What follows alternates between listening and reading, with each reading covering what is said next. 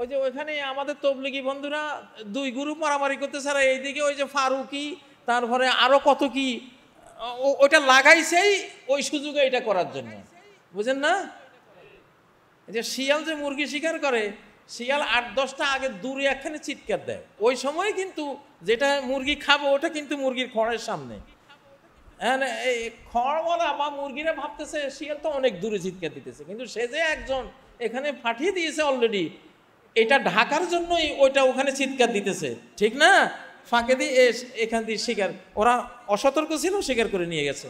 তো বাংলাদেশের অবস্থা হয়েছে সেটা, আলেমরা ওইদিকে মারামারি করতেছে দুই গ্রুপে, আর এই ফাঁকে দিয়ে যত আবর্জনা জাতির উপরে চাপিয়ে দিচ্ছে ওলামারা। এখন টাইম না, এখন যেটা যেমনি ছিল আছে থাকুক, চলুক, মারামারি করবেন না। এখন মারামারি করলে আপনাদের শক্তি শেষ, সামনে কোনো সেরকম যদি অবস্থা আসে তখন আপনার শক্তি তো আগে ক্ষয় করে ফেলেছেন, আপনি কি দিয়ে মোকাবেলা করবেন? বলে রাখি, আলেমদের উপরে কোনো মামলা থাকলে সরকার আপনি দায়িত্ব নিয়ে এগুলি তুলে দেন। এই মামলাগুলোর ব্যাপারে আসমানি অ্যাকশন আসবে। আলেমদের মামলা রাখতে পারবেন না। আলেমরা এই বাগানের খাদে, মানব বাগানের সবচেয়ে বড় নবীর ওয়ারিস তারা, নাকি নবীর ওয়ারিস। সরকার ডাইরেক্ট মামলা করেছে আলেমদেরকে, আবার ইনডাইরেক্ট পাবলিক দিয়েও করিয়েছে। আমাকে যেটা দিয়েছিল সরকারেরটা দিয়েছে পরে, গ্রেপ্তার করে পরের দিন এক পাবলিক দিয়ে মামলা করিয়ে আমাকে জেলে আটকেছে, কারণ আমাকে আটকাবার কোনো পথ নাই। সেই রেজিমের ওই পাবলিক মামলাগুলো রয়ের মামলা, ঠিক নয় কি? হিন্দুস্তানি দালালদের মামলা।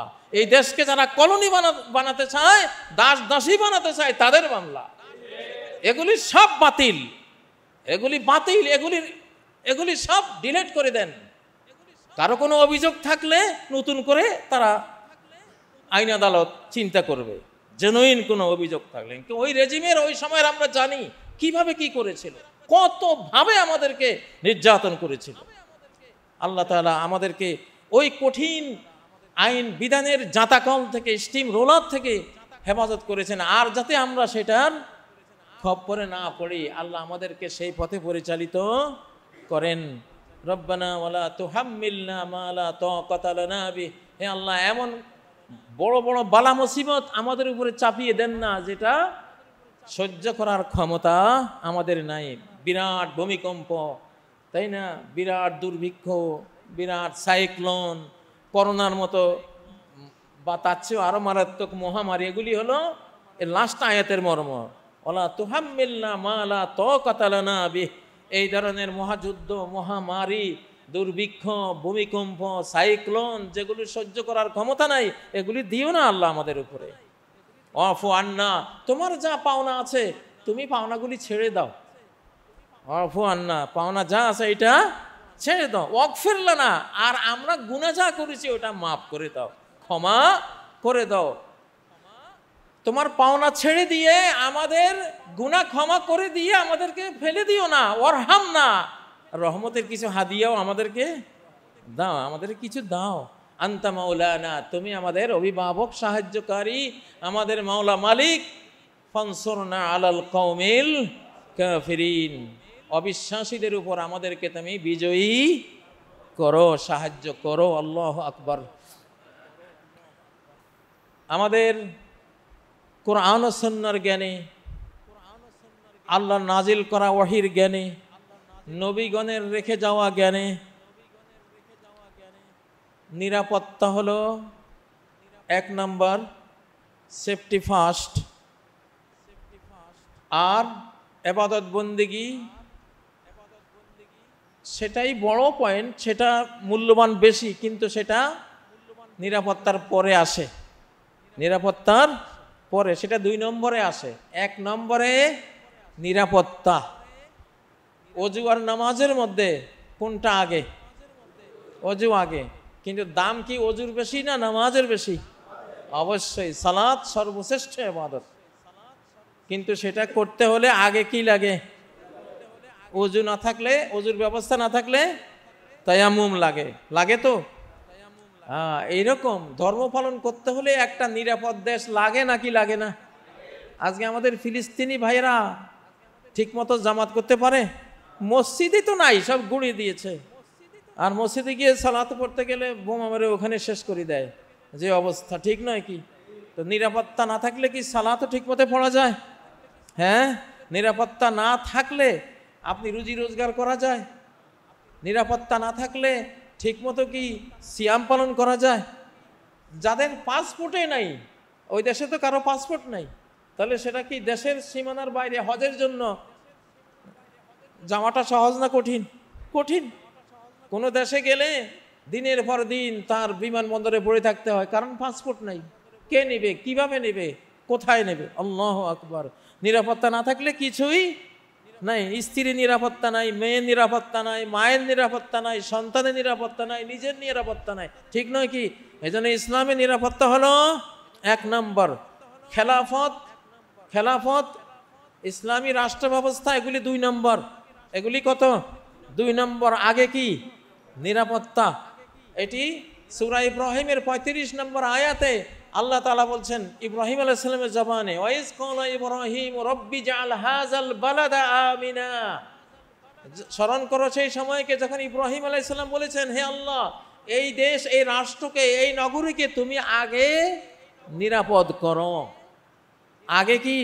নিরাপদ করো। তারপরে হলে ওয়াজনুবনি ওয়া বানিয়া আন না'বুদাল আসনাম, আমাকে আর আমার সন্তানদেরকে, বংশধরদেরকে মূর্তি পূজা থেকে হেফাজত করো। তাহলে ধর্ম পালনের বিষয়টা, মূর্তি পূজা ত্যাগ করা তো ধর্ম পালন, ঠিক না? তাওহীদ পালন, সঠিক ধর্ম পালন, এটা রাখছে 2 নম্বরে। 1 নম্বরে কি? নিরাপত্তা। সূরা ইব্রাহিমের 35 নম্বর আয়াত শুরুটা এভাবে হয়েছে। এই ঠিক এই আয়াতটি সূরা আল বাকারার মধ্যেও রয়েছে, প্রথম পারার মধ্যে। ওয়াইজ ক্বালা ইব্রাহিম রব্বি জাআল হাযা বালাদান আমিনা।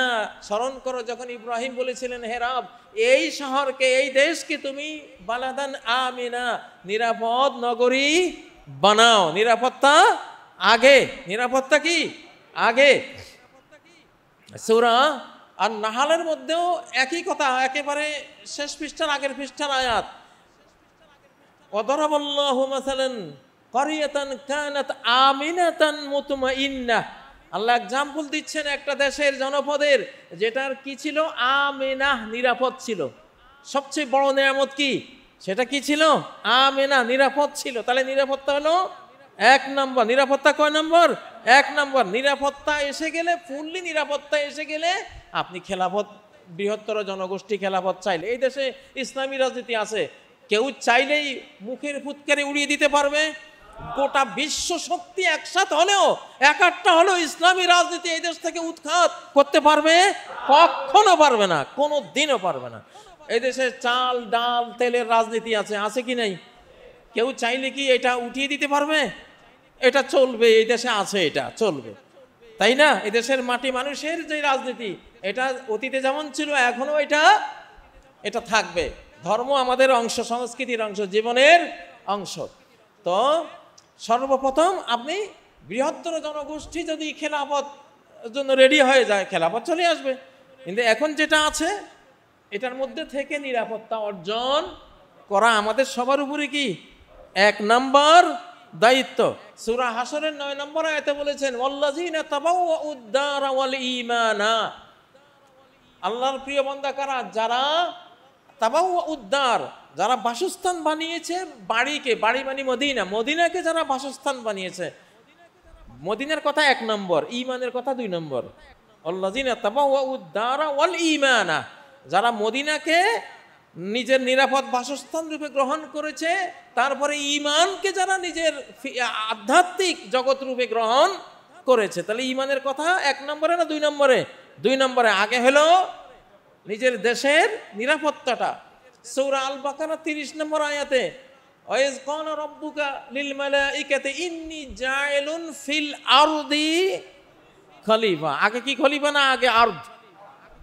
আগে ভূমি। তুমি আগে ভূমিটা পাও, ভূমির মালিকানা আগে হোক, ভূমিটা তোমার করায়ত্তে আসুক, তুমি এখানে যা চাও ইনশাআল্লাহ তা করতে পারো, এমন একটা পাওয়ার আসুক। তোমার ভূমির মালিকানা লাগবে, তারপরে না তোমার খেলাফত, ঠিক নয় কি?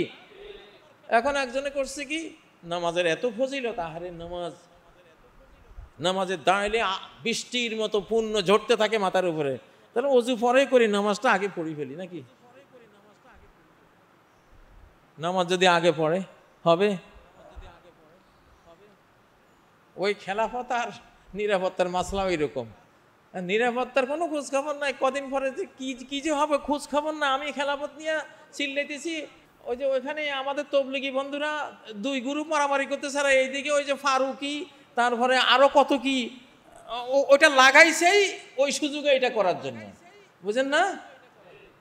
যে শিয়াল যে মুরগি শিকার করে, শিয়াল 8-10টা আগে দূরে একখানে চিৎকার দেয়, ওই সময় কিন্তু যেটা মুরগি খাবো ওটা কিন্তু মুরগির খড়ের সামনে। এই খড়ওয়ালা বা মুরগিরা ভাবতেছে শিয়াল তো অনেক দূরে চিৎকার দিতেছে, কিন্তু সে যে একজন এখানে পাঠিয়ে দিয়েছে অলরেডি, এটা ঢাকার জন্যই ওইটা ওখানে চিৎকার দিতেছে, ঠিক না? ফাঁকে দিয়ে এখান দিয়ে শিকার, ওরা অসতর্ক ছিল, শিকার করে নিয়ে গেছে। তো বাংলাদেশের অবস্থা হয়েছে সেটা, আলেমরা ওইদিকে মারামারি করতেছে দুই গ্রুপে, আর এই ফাঁকে দিয়ে যত আবর্জনা জাতির উপরে চাপি দিচ্ছে ওলামারা। এখন টাইম না, এখন যেটা যেমনি ছিল আছে থাকুক, চলুক, মারামারি করবেন না। এখন মারামারি করলে আপনাদের শক্তি শেষ, সামনে কোনো সেরকম যদি অবস্থা আসে তখন আপনার শক্তি তো আগে ক্ষয় করে ফেলেছেন, আপনি কি দিয়ে মোকাবেলা করবেন? আল্লাহ তাআলা আমাদের হেফাজত করুন। দেশের নিরাপত্তা 1 নম্বর, স্বাধীনতা 1 নম্বর, সার্বভৌমত্ব 1 নম্বর। ধর্মের গুরুত্ব বেশি, কিন্তু সেটা এইটা দিয়ে পরে সেটা আসবে ইনশাআল্লাহ, সেটা আসবে। সেটার জন্যই আমাদের নিরাপত্তাটা লাগে। এই সাহাবীরা কোথাও গেলে আগে স্বাধীনতার দাওয়াত দিতেন। উমিরনা লিনুখরিজাল ইবাদ, জিনা লিনুখরিজাল ইবাদ মিন ইবাদাতিল ইবাদ ইলা ইবাদাতি রাব্বিল ইবাদ। আমরা আমাদের আগমন হয়েছে পৃথিবীতে মানব জাতিকে মানুষের গোলামি থেকে উদ্ধার করে আগে স্বাধীন করব, স্বাধীন করে আল্লাহর গোলাম বানিয়ে দেব, কারো গোলামি তার করতে হবে না। তাহলে স্বাধীনতা 1 নম্বর। অনেক তরুণদের মনে প্রশ্ন, তারা কিছু করতে চায়, কোনটা আগে করবে? ওযু আগে করবে না নামাজ আগে পড়বে? খেলাফত আগে না নিরাপত্তা আগে? নিরাপত্তা আগে। এই মশলাটা ভালো করে বুঝতে হবে, নাহলে অবস্থা খুব খারাপ। ও আল্লাহ, এরকম কঠিন কোন জালিমি বিধান আমাদের উপরে তুমি আর চাপিয়ে দিও না, যে আমরা নিজের দেশেই প্রবাসী হয়ে যাই, নিজের ঘরেই প্রবাসী হয়ে যাই, এমনটা যাতে না হয়। এমন বিধিবিধান আর আমাদেরকে তুমি দিও না।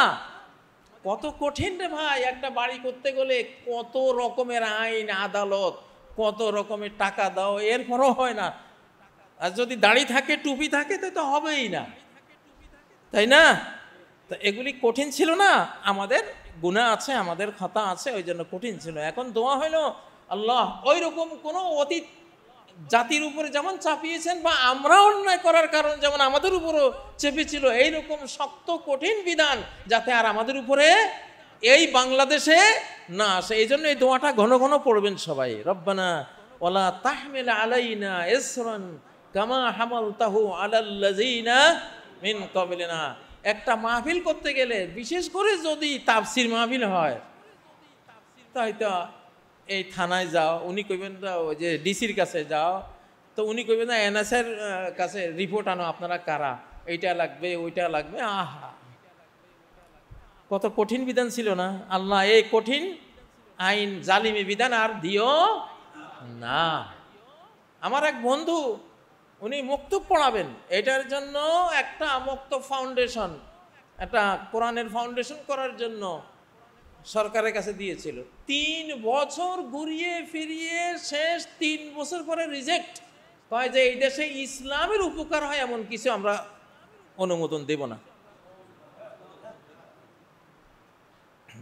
কতটা কঠিন ছিল আমাদের জীবনটা। আর আজকে মাহফিল করেন, কোনো পারমিশন নাই। ডক্টর ইউনূস সাহেব বলে দিয়েছেন যে যেখানে পারেন, আলেমদের কোনো পারমিশন লাগবে না। আল্লাহ তাআলা আমাদের বুঝ দিন, তৌফিক দিন। আল্লাহুম্মা আনসুর আল ইসলাম ওয়াল মুসলিমিন, আল্লাহুম্মা আনসুর আল ঈমান ওয়াল মুমিনিন, আল্লাহুম্মা আনসুর বাংলাদেশ, আল্লাহুম্মা জাআল বাংলাদেশ আমিনাতাম মুতমাইন্নাহ ইয়াতিহা রিজকুহা রাগাদাম মিন কুল্লি মাকান। আল্লাহুম্মা মাক্কিন ফি বাংলাদেশ আল মুস্তাদআফিন মিনাল মুমিনিন, আল্লাহুম্মা জাআলহুম আইম্মাহ আল্লাহুম্মা জাআলহুমুল ওয়ারিসিন আল্লাহুম্মা শাত্তিত শামলাল কুফফার ওয়া মাযজিক জামআহুম ওয়া দাম্মির দিয়ারহুম ওয়া শাত্তিত কালিমাতাহুম ওয়া জালজিল আকদামাহুম আউযু বিল্লাহি মিনাশ শাইতানির রাজীম বিসমিল্লাহির রহমানির রহিম ইন্নাল্লাহা ইয়া'মুরু বিল আদলি ওয়াল ইহসানি ওয়া ইতা'i যিল কুরবা ওয়া ইয়ানহা আনিল ফাহশাই ওয়াল মুনকারি ওয়াল বাগি ইয়া'iযুকুম লা'আল্লাকুম তাযাক্কারুন ওয়াজকুরুল্লাহা ইয়াযকুরকুম ওয়াদউহু ইয়াস্তাজিব লাকুম ওয়া লাযিকরুল্লাহি আকবার আল্লাহু ইয়া'লামু মা তাসনাউন।